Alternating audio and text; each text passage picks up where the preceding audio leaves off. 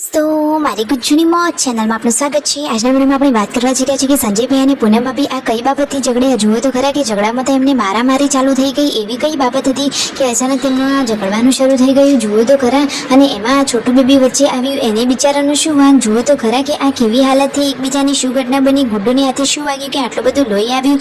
આજે તો માજીના ભજન રાખ્યા છે। તો દોસ્તો એ બધી જ માહિતી મળશે તમને આપણા આ વિડીયોમાં।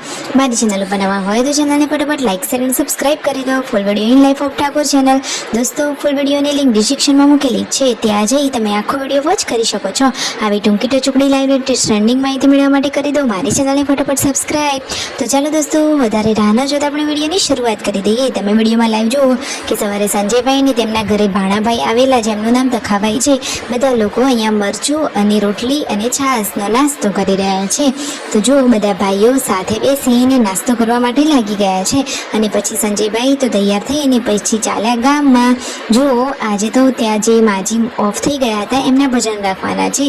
તો સંજયભાઈ તો રાત્રે ભજનમાં પણ જવાના છે। બપોરનું જમવાનું પણ રેડી છે ને બંને ભાભી સાથે અહીંયા જમવા માટે બેસી ગયા છે। અને છોટું બેબીને આ સંજયભાઈ શું કરી રહ્યા છે? અરે વાહ, જુઓ તો ખરા એને તો આ જમણા પગે હાથે બંને હાથે દોરા બાંધી દેવાના છે।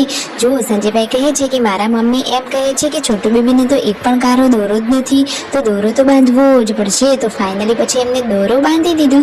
વાહ, જુઓ તો ખરા કે છોટું બેબીની આંખો કેટલી સરસ છે। એની આ આંખો કોના જેવી લાગી છે? હવે શું તેનો લુક બદલાયો છે? હવે તે કોના જેવું લાગે છે? જલ્દીથી કોમેન્ટ કરો। સાંજે ઉઠીને પછી બંને ભાભી થોડોક નાસ્તો કરવા લાગ્યા અને બચ્ચા પાર્ટી સ્કૂલમાંથી આવી ગયા અને અહીંયા શાક સમારવાની હવે થઈ ગઈ છે આસાની। આ મશીનથી તો ફટોફટ શાક સમારાઈ જાય છે। અને અચાનક આ શું ઘટના બની અને ગુડ્ડુનો હાથ લોહી અચાનક આટલું લોહી કેવી રીતે આવ્યું? શું ઘટના બની? તો જુઓ તો ખરા એને તો રમતા રમતા આ ટેબલ ઉપર પડેલી પેલી ટોપલી લીધી હતી જે બતાવી રહી છે, એ ટોપલીની ધાર એની વાગી ગઈ ને અચાનક આટલું બધું લોહી આવી ગયું। જુઓ તો ખરા કે બિચારીને કેવું દુખાતું હશે। લોહી તો આવી ગયું। હવે પૂનમ ભાભી એના ઉપર ડેટોલ લગાવીને તેને સાફ કરી રહ્યા છે અને આ બાજુ ડુંગળી કટિંગ થઈ રહી છે। હવે તો પૂનમ ભાભી પાર્વતી ભાભીને શાક સમારવાની ઝંઝટ જ ગઈ। જુઓ ફટોફટ કેવું શાક સમારાઈ રહ્યું છે।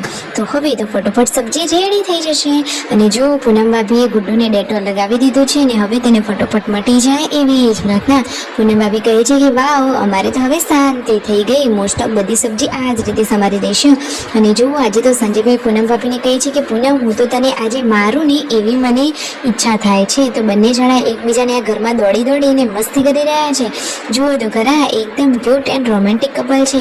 સંજયભાઈએ પૂનમ ભાભીને અહીંયા આ રીતે પાછળથી થપ્પડ મારી મજાક મસ્તીમાં। તો પછી પૂનમ ભાભી કહે છે કે હવે તો તમારું આવી જ બનવાનું છે।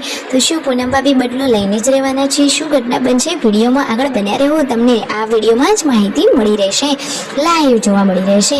પૂનમ ભાભી અહીંયા જુઓ મરચાં કાપવા માટે બેસી ગયા છે। મસ્ત મજાના આ મોટા મરચાં ભરીને બનાવવાના છે।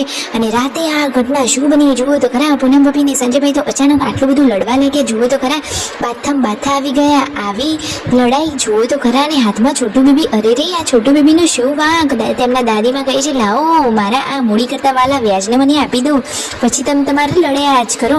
પછી જુઓ સંજયભાઈ ને પૂનમ ભાભી આ રીતે મસ્તી કરી રહ્યા હતા અને બંનેના વાળ ખેંચીને આ રીતે ઝઘડી રહ્યા હતા।